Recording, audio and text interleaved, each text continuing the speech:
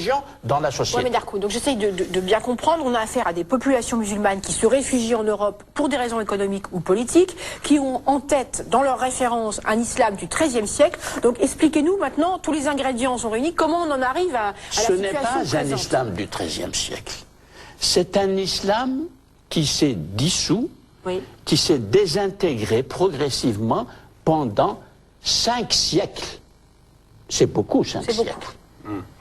Et lorsqu'on aborde la modernité, et lorsque les partis États prennent le pouvoir dans les pays musulmans, vers quoi ont-ils regardé? Quelles ont été leurs références en matière de philosophie politique? Il faut quand même un peu de réflexion politique pour faire de la politique et faire marcher les... vers où? Comme ils ont rejeté les pays colonisateurs, ils voulaient éradiquer toute référence à ces pays, alors ils avaient 2 possibilités. Il y avait encore l'URSS, le modèle collectiviste de l'URSS, et il y avait l'islam. Mais l'islam qu'ils ont invoqué, il n'est pas du tout connu, étudié, puisque, encore une fois, l'islam auquel il réfère, c'est l'islam du 7e siècle. Mais Darkoun, on a quand même envie de comprendre quelle est la responsabilité des sociétés européennes qui les ont accueillis. Les responsabilités des sociétés... Les Néerlandais qui sont quand même un modèle de tolérance, où est leur erreur là-dedans? Est-ce qu'on a été trop tolérant? Quelque part dans le reportage, on le dit, on a été tolérant au point d'être laxiste. Est-ce que c'était ça aux Pays-Bas par rapport à l'extrémisme? Alors, ce n'est pas il ne faut pas dénoncer le laxisme, encore une fois. Vous savez que la politique hollandaise, c'est la pilarisation. Pillars, en anglais, pilarisation, c'est-à-dire chaque communauté est considérée comme un pilier à elle toute seule, et donc on la soigne, on lui donne des crédits, elle a des bibliothèques, elle a des écoles, etc. Donc alors, où a été l'erreur des Néerlandais? L'erreur, c'est de faire cette pilarisation, parce que qu'est-ce qui peut s'enseigner dans une école créée dans ces conditions, en toute autonomie, par des musulmans? Quelle culture ces musulmans-là apportent et véhiculent? C'est la même chose en Belgique, quand la Belgique a reconnu l'islam comme religion officielle en 1973. Et vous savez, la conséquence en Belgique, c'est que l'État belge doit financer des professeurs d'éthique qui doivent enseigner l'éthique dans les lycées de Belgique. C'était une erreur fondamentale. Ok.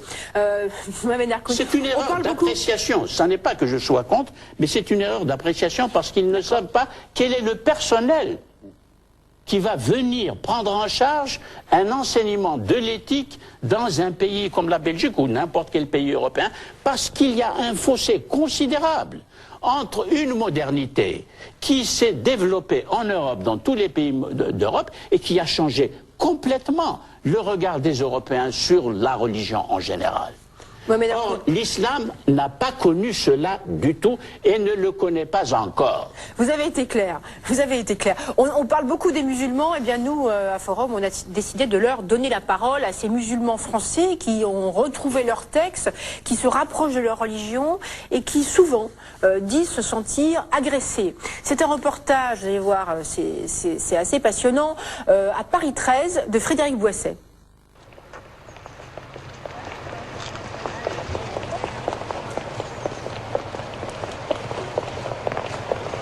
Si je dois mettre un badge en lequel je mets « je ne suis pas terroriste », je viens le mettre, mais bon, est-ce que ça changera quelque chose?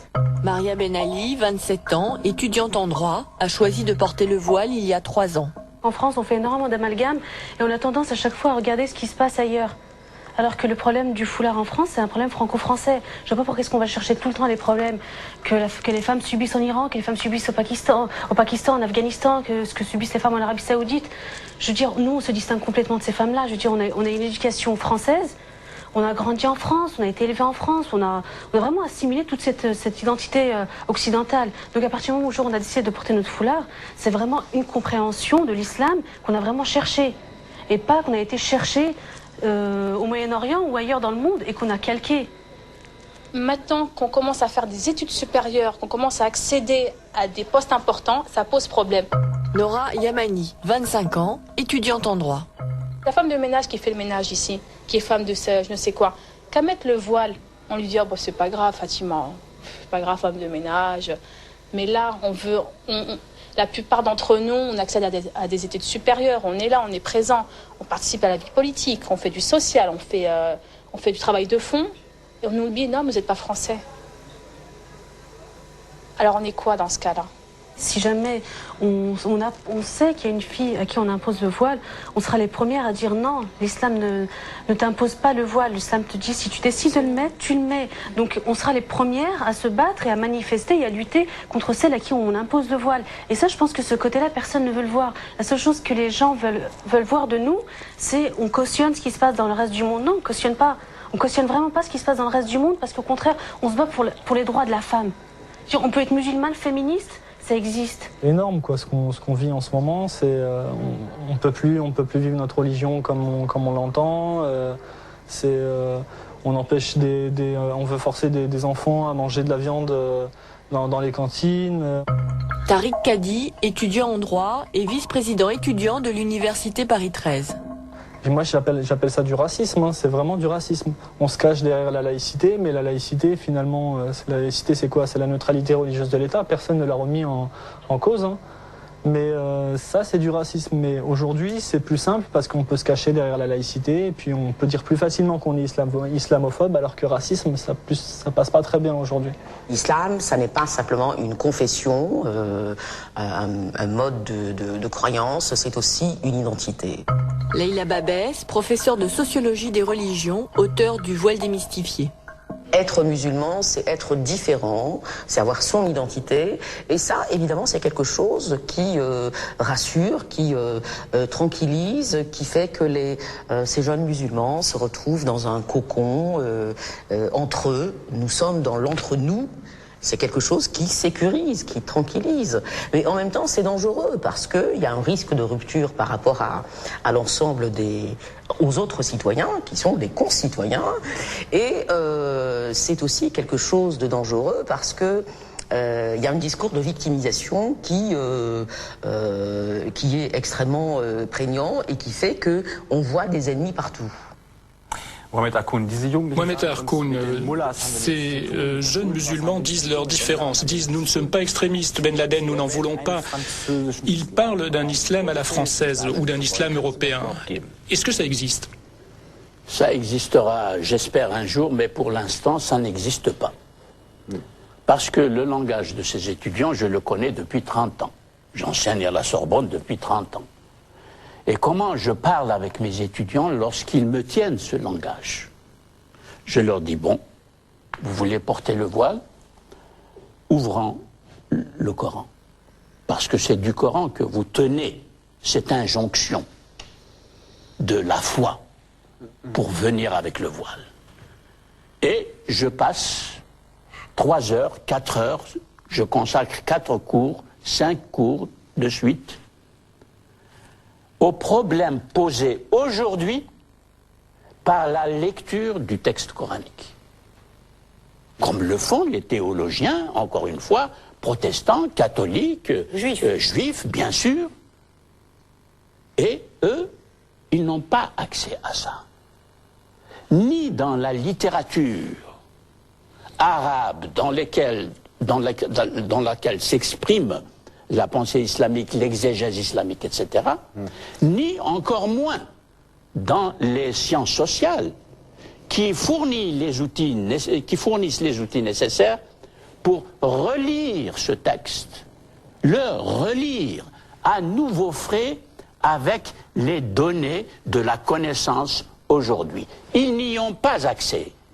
Et parce qu'il n'y a pas d'espace pour leur donner. Monsieur Hakoun à Paris 3, c'est un petit brin dans un océan. Il y a cet aspect du problème, donc ça c'est une partie de l'explication. C'est énorme ça, madame. Bien sûr. Il y a une autre explication qu'ils donnent dans le reportage. Ils disent, mais nous on est confrontés sans arrêt au racisme, au regard de l'autre. Est-ce que les sociétés européennes sont plus racistes? Est-ce que c'est elles qui sont en partie responsables du durcissement de la communauté musulmane? J'ai fini. Oui, oui.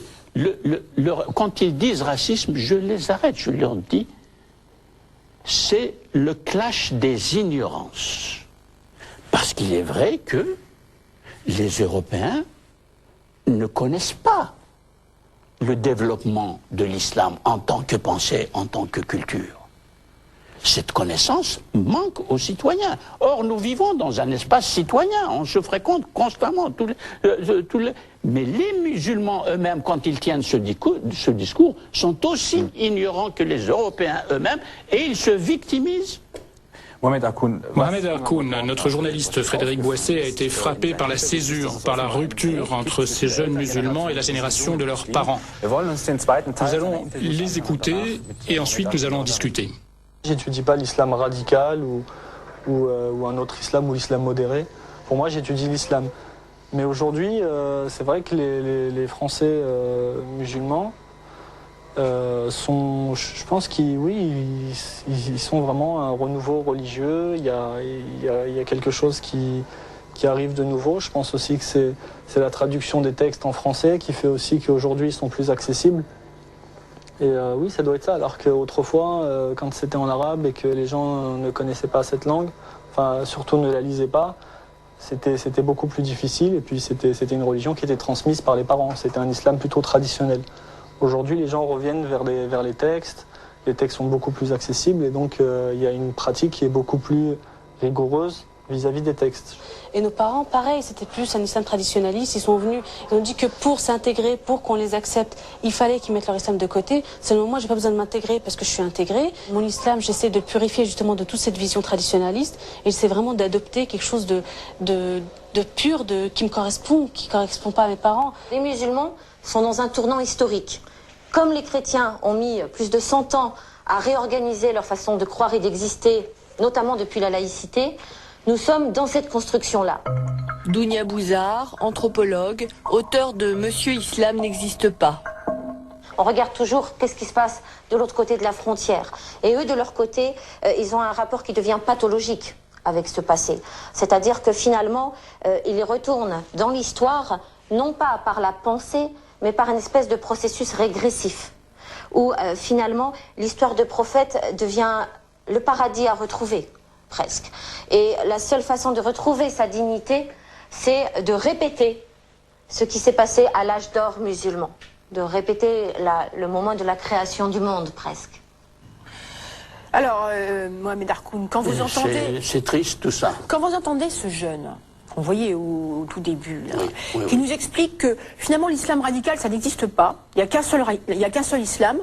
Est-ce que vous pouvez comprendre les crispations que ça peut générer dans les sociétés européennes? Mais bien entendu. Mais bien entendu. C'est irritant au possible. Parce que ce jeune homme ignore ce qui se passe dans les pays musulmans eux-mêmes, comme je l'ai dit au début. Il ignore que le langage qu'il tient et que tiennent les musulmans, même dits cultivés, est un discours fondamentaliste au sens où le fondamentalisme, c'est la revendication des fondements divins de la loi. Mais ils ne se rendent pas compte et ils ne peuvent pas faire la différence entre la pensée fondamentaliste qui réclame des fondements et les applique de façon dogmatique et ce que j'appelle, excusez-moi, la pensée fondationnelle, qui, elle, recherche et réfléchit sur le fondement à utiliser et pour légitimer, par exemple, le port du voile aujourd'hui. Mohamed Harkoun, est-ce que cela signifie que l'islam que pratiquent ces jeunes par rapport à leurs parents qui ont une vision ou une pratique traditionnelle de l'islam, est-ce qu'il s'est radicalisé? Est-ce qu'il est encore plus difficile à intégrer? Oui. Il s'est radicalisé parce qu'il y a un mélange détonnant entre la culture démocratique et puis l'institution démocratique qui protège les droits et qui donne la parole à tout le monde indistinctement. Et moyennant ce climat-là, on fait de l'exégèse sauvage, au sens où Lévi-Strauss parle de la pensée sauvage. C'est-à-dire, ils saisissent une opportunité pour projeter sur le texte coranique un certain nombre de désirs qui sont légitimes.